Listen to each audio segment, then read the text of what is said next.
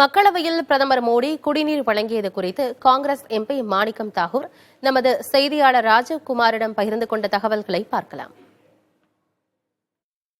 அவையில எதிர்கட்சிகளால் அவை முடக்கப்படுவதா கூறப்படுகிறது, அமளியில் ஈடுபடுறாங்க அப்படின்றது பாஜகவினுடைய ஒரு குற்றச்சாட்டா இருக்கு. இதை எப்படி பாக்குறீங்க?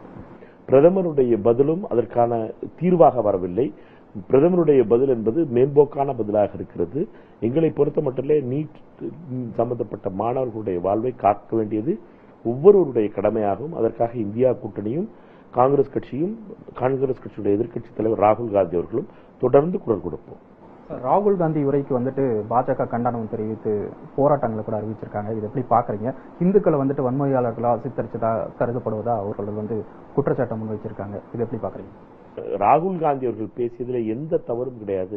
ராகுல் காந்தி அவர்கள் பாஜக எப்படி இந்து மதத்தை தன்னுடைய அரசியல் லாபங்களுக்காக பயன்படுத்தி தன்னுடைய அரசியல் விளையாட்டுகளுக்காக இந்து மதத்தை பயன்படுத்துவதை பற்றி பேசினார் ராகுல் காந்தி.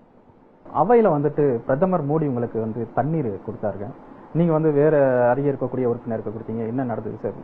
மையத்திலே நின்று நாங்கள் மணிப்பூருக்கு நியாயம் வேண்டும், ஒரு நிமிடம் மணிப்பூருக்கு வேண்டும் என்று கோஷம் எழுப்பிக் கொண்டிருந்தோம். ஏறக்குறை ஒன்றரை மணி நேரத்திற்கு பின்னாலே பிரதமர் அவர்கள் பேசிக் கொண்டிருக்கும் பொழுது திடீரென்று தோளிலே தட்டி தண்ணீர் எடுத்துக் கொள்ளுங்கள் என்று சொன்னார். நான் நன்றி, எனக்கு தண்ணீர் வேண்டாம், எனக்கு மணிப்பூர் நண்பரை பேச விடுங்கள் என்பதை மட்டும் சொன்னேன். அதற்கு அவர் இன்னொரு நண்பரிடம் கொடுத்தார், இன்னொரு எம்பியிடம் போராடி கொண்டிருந்த கேரளா எம்பியிடம் கொடுத்தார். அவர் அந்த தண்ணீரை வாங்கி குடித்தார். இதில் எங்களை பொறுத்த மட்டிலே தண்ணீர் கொடுப்பதனால்